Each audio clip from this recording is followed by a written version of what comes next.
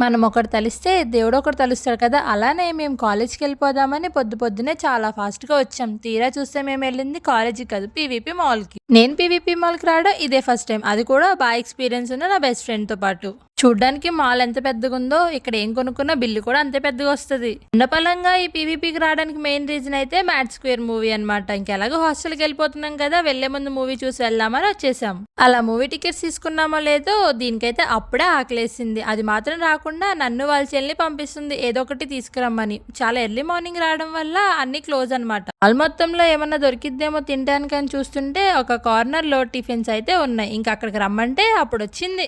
అక్కడ మేమైతే ఒక ప్లెయిన్ దోస అండ్ అలానే నెల్లూరు కారం దోస అయితే తీసుకున్నాం. దానికి కాంప్లిమెంటరీగా ఈ బ్రెడ్ హల్వా ఇచ్చారు. ఈ మూవీ మీకు ఎలా అనిపించిందో నాకు కామెంట్ చేయడం అస్సలు మర్చిపోకండి. చాలా మందికి మూవీ ఎందుకనో నచ్చలేదు అంటున్నారు. బట్ మాకైతే పిచ్చిగా నచ్చేసింది.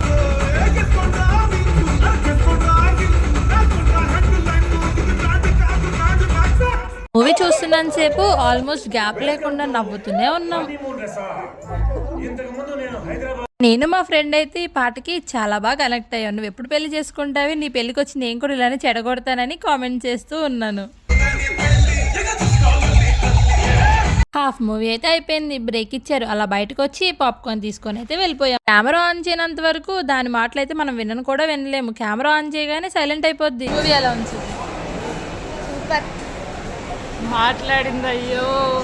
అలా మూవీ హాల్ నుంచి బయటకు వచ్చామో లేదో దీనికల్లా అయితే అక్కడ ఉన్న టాయ్స్ మే పడిపోయాయి. మూవీ అయిపోయేసరికి ఆఫ్టర్నూన్ అయిపోయింది. ఇంకా హాస్టల్కి వెళ్ళి ఏం తింటాంలే అని బయటనే రెస్టారెంట్ కోసం వెతుక్కుంటున్నాం. ఆల్రెడీ మార్నింగ్ టిఫిన్ చేసాం అండ్ అలానే ఇందాక పీవీపీలో దోశ కూడా తిన్నాం కదా, ఇంకా హెవీగా వద్దు లైట్ గా ఏమన్నా తినేసి వెళ్ళిపోదాం అని అయితే చూస్తున్నాం. Butter non with paneer curry అయితే వేసేసాం. తినేసాక సుదీప్తి వాళ్ళ అమ్మమ్మ వాళ్ళది మా కాలేజ్ దగ్గరలోనే. సో అలా వెళ్తూ దారిలో ఒకసారి వాళ్ళ ఇంటికి అయితే వెళ్ళాం.